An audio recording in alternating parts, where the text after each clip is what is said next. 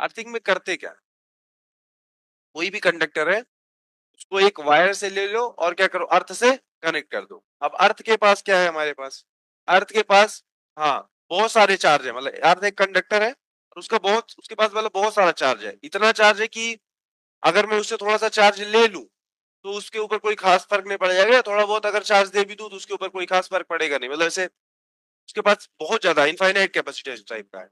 जैसे समुद्र है ना, तो समुद्र से गए अगर एक बाल्टी पानी उठा करके लेके चले आए तो उसका तो नहीं वाटर लेवल कम हो गया, या दो तीन टब पानी डाल दिया तो अभी तो बाढ़ आ गई, ऐसा कुछ नहीं होगा ना। तो कोई सी भी नॉर्मल बॉडी को अगर मैंने अर्थ से कनेक्ट किया है तो थोड़ा बहुत ही चार्ज ट्रांसफर होगा और उसकी वजह से अर्थ के जो पोटेंशियल पे कोई खास चेंज आएगा नहीं। तो सबसे पहली बात क्या है, यही कॉन्सेप्ट था, यही कॉन्सेप्ट था। अर्थिंग मतलब किसी भी कंडक्टर को एक वायर से, ऐसे मान लो एक कंडक्टर है, इसको एक वायर से कनेक्ट किया अर्थ से, अर्थ का पोटेंशियल क्या लिया जाता है, पोटेंशियल रिफरेंस माना गया, potential of earth is taken to be zero. क्या कर दिया गया भाई, अर्थ के पोटेंशियल को क्या माना गया, जीरो। अब समझो बात को, शुरुआत में सपोज इसका पोटेंशियल कुछ भी रहा होगा, ये मान लो बॉडी ए है, इसका पोटेंशियल, इस पे कुछ चार्ज रहा होगा, इसका पोटेंशियल वी ए रहा होगा। इसको मैंने क्या किया, कंडक्टिंग वायर लिया, अर्थ से कनेक्ट कर दिया। इससे पहला वाला कॉन्सेप्ट जानबूझ करके पढ़ाया था। बाद में क्या होगा भाई, जाकर जैसे मैं अर्थिंग कर दूंगा क्या हो जाएगा इस बॉडी के साथ, इसका चार्ज पोटेंशियल सेम हो जाएगा। अभी बताया मैंने sharing of charge between conductor, उसमें मैंने क्या बताया, अगर एक कंडक्टर को दूसरे कंडक्टर से एक कंडक्टिंग वायर से कनेक्ट कर दूं तो चार्ज सेम हो, ऐसा जरूरी थोड़ी है। क्या सेम हो, पोटेंशियल सेम हो। और अगर अर्थ का पोटेंशियल जीरो है मतलब पक्की बात इसका पोटेंशियल भी क्या हो जाएगा, जीरो। किसी भी बॉडी को अगर हम अर्थिंग करा देते हैं मतलब पक्की बात हम उसके पोटेंशियल को किसके इक्वल कर दे रहे हैं, जीरो। जीरो, ठीक। चार्ज जीरो होगा ऐसी कोई कंडीशन नहीं है, हो भी सकता नहीं भी हो सकता, अभी क्वेश्चन करेंगे क्लियर हो जाएगा। ठीक है, तो potential of earth is taken to be zero, ये एक पहली बात हमको पता है। दूसरी बात, the body which is connected, या कहें potential of the body, potential of the body which is connected to earth becomes zero. क्यों हुआ ये तो समझ में आ रहा है, अभी अभी पढ़ा भाई कि दो कंडक्टर को एक मेटलिक वायर से ऐड किया तो दोनों का पोटेंशियल सेम होगा। इसका पोटेंशियल अगर जीरो है, पक्की बात जब इससे कनेक्ट करूंगा तो बाद में इसका पोटेंशियल भी क्या होगा, जीरो।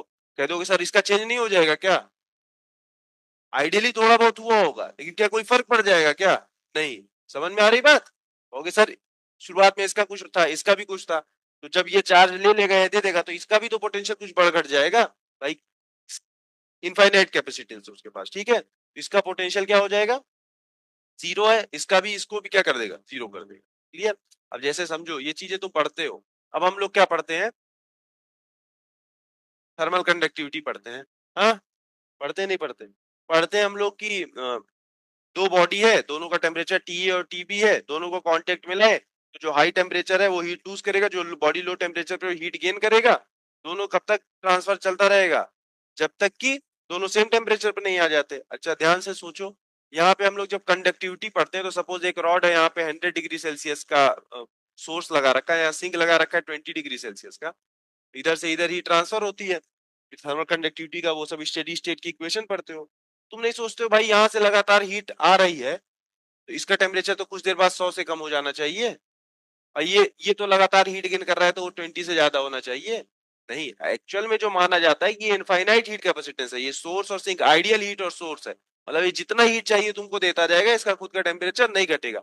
ये आइडियल सिंक है। आइडियल सिंक का क्या मतलब, जितना भी हीट ये गेन कर पा रहा है गेन करता रहेगा, इसका टेम्परेचर नहीं बढ़ेगा। अब कहोगे सर ऐसा कुछ होता थोड़ी होगा, होता है।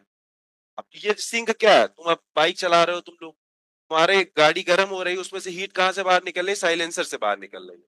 सिंक का काम कौन कर रहा है, सिंक का काम साइलेंसर नहीं कर रहा है, एटमॉस्फियर कर रहा है। अब एटमॉस्फियर तुम्हारी एक बाइक की वजह से क्या एटमॉस्फियर में ग्लोबल वार्मिंग हो गई क्या, हो गई क्या भाई, नहीं हुई ना। तो जितनी हीट निकले इसका मतलब ये है जितनी हीट निकल रही है उतना सोर्स और सिंक के लिए कोई खास फर्क पड़ता नहीं है, वो उतना उसको मतलब उससे नेग्लिजिबल इफेक्ट पड़ रहा है। सच में देखो तो क्या असली में तो थोड़ा सा इफेक्ट पड़ रहा होगा, बट वो क्या है, नेग्लिजिबल है।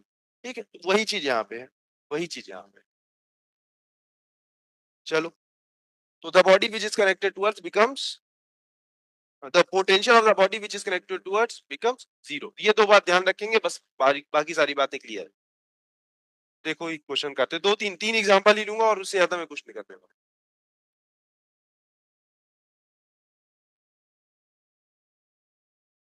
एक बॉडी है,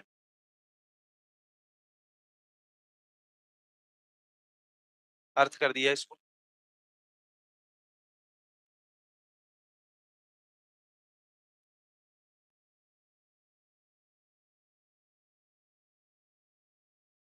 सपोज इस पे क्यू चार्ज है।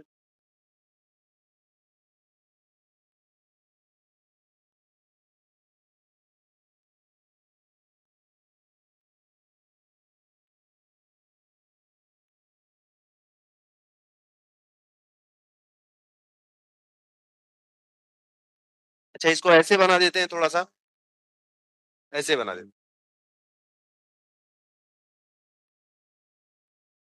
अभी वायर कनेक्ट नहीं हुआ है, क्या पूछा गया, find the charge on sphere after earthing. जब अर्थिंग कर दिया, जब अर्थिंग कर दिया तब इसके ऊपर कितना फाइनल चार्ज कितना होगा, find the final charge.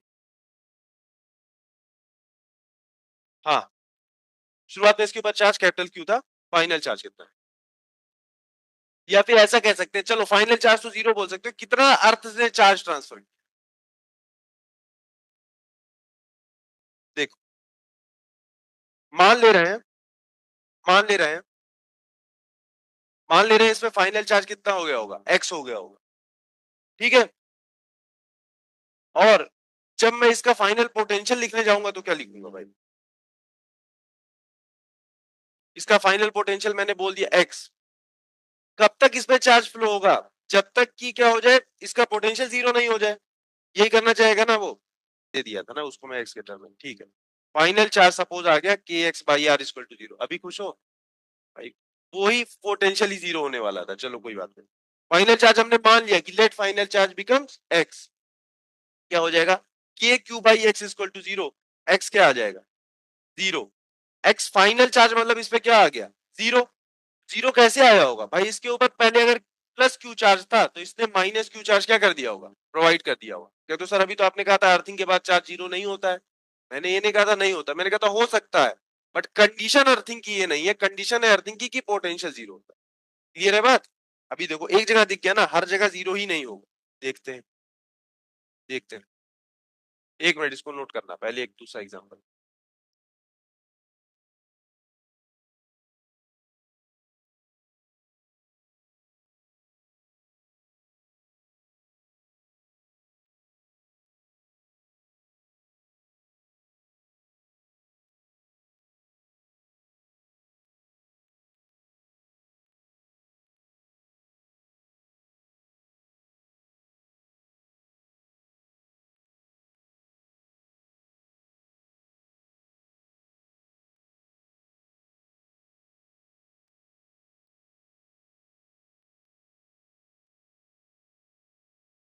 After earthing,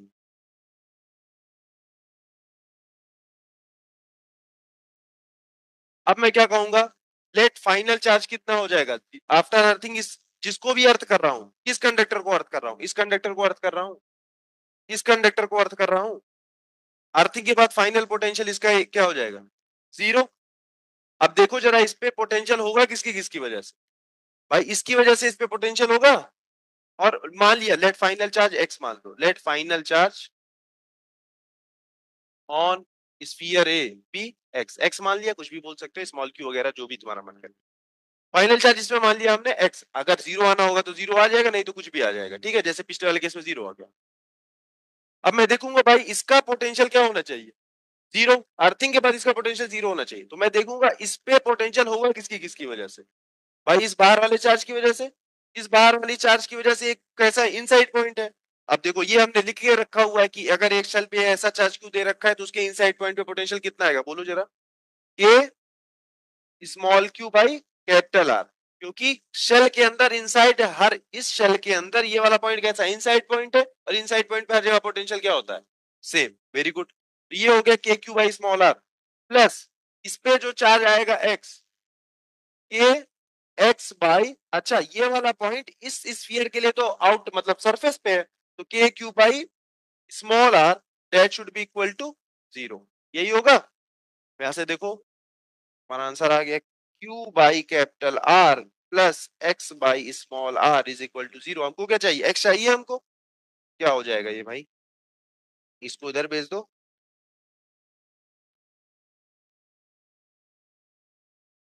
minus Q by are और स्मॉल आर, ये आएगा क्या, ये आ रहा है। ठीक, अब इस बार 0 आता है तो वो तो नहीं दिख रहा, हमको दिख रहा है साफ साफ कि स्मॉल आर तो कैपिटल आर से छोटा ही है। ये थिंग कुछ तो लेस देन 1 हो जाएगा, और ये जो भी क्यू इस पे दिया रहेगा, मान लो यहाँ पे 10 कूलम दिया हुआ है, 10 से मल्टीप्लाई हो जाएगा। समझ में आया, तो हर बार 0 ऐसा जरूरी नहीं है। कंडीशन ये है कि जब भी किसी बॉडी की अर्थिंग कर रहे हैं तो उसका क्या हो जाएगा, पोटेंशियल 0। क्लियर, ये दोनों जल्दी जल्दी नोट करो फटाफट से, एक और क्वेश्चन करेंगे लास्ट।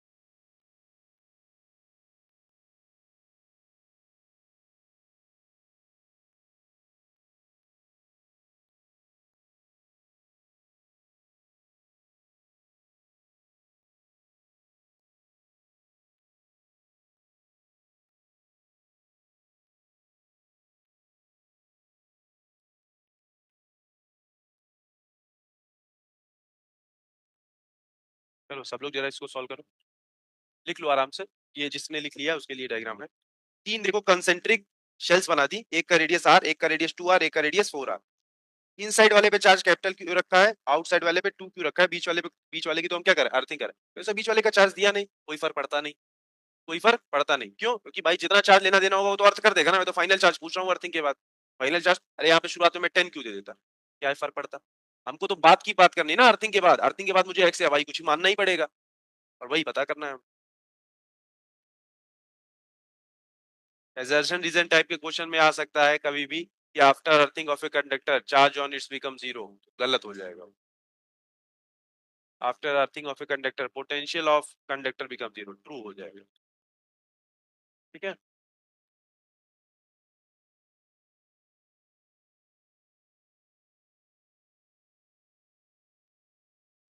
सबसे पहला काम क्या करोगे, हमसे फाइनल चार्ज पूछा है ना, फाइनल चार्ज हमको पता, वही हमको पता करना है, तो कुछ तो मान लेना पड़ेगा कि एक्स है, वाई है, जेड, कुछ भी मान लो। सपोज एक स्टेप मैं हिंट दे रहा हूँ, let final charge on b is suppose x मान लिया। ठीक, कुछ तो मानना पड़ेगा, वही हमको पता करना है। जब इसकी अर्थिंग कर दी, आफ्टर अर्थिंग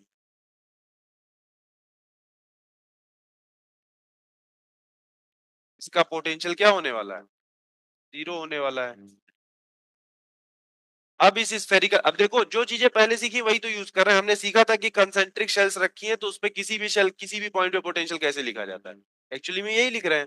अब देखो जरा, इस पॉइंट का मुझे पोटेंशियल लिखना है, इस पॉइंट पे पोटेंशियल होगा किसकी किसकी वजह से, इस शेल की वजह से, अपने खुद के शेल की वजह से, बाहर शेल की वजह से। ये वाला पॉइंट इस शेल के लिए कहां पे है, आउटसाइड पॉइंट, आउटसाइड पॉइंट। इस वाले शेल के लिए पॉइंट कहां है भाई, बाहर है।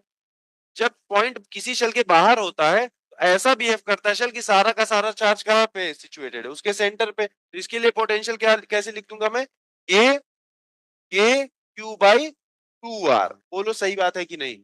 ये ऐसा क्वेश्चन हो गया, अगर सिर्फ मैं ये स्फीयर ऐसा बनाता r रेडियस का, और यहाँ से 2r दूरी पे एक कोई पॉइंट रख देता, मैं कहता यहाँ पे पोटेंशियल बोलो, तुम कहते सर ये पॉइंट तो क्या है, इस स्फीयर के बाहर है, तो ये तो पॉइंट चार्ज जैसा बिहेव करेगा कि जैसे कि पूरा पॉइंट चार्ज यहाँ पे रखा हुआ है, और मैं इसका पोटेंशियल KQ/2R वही लिख रहे हैं ना।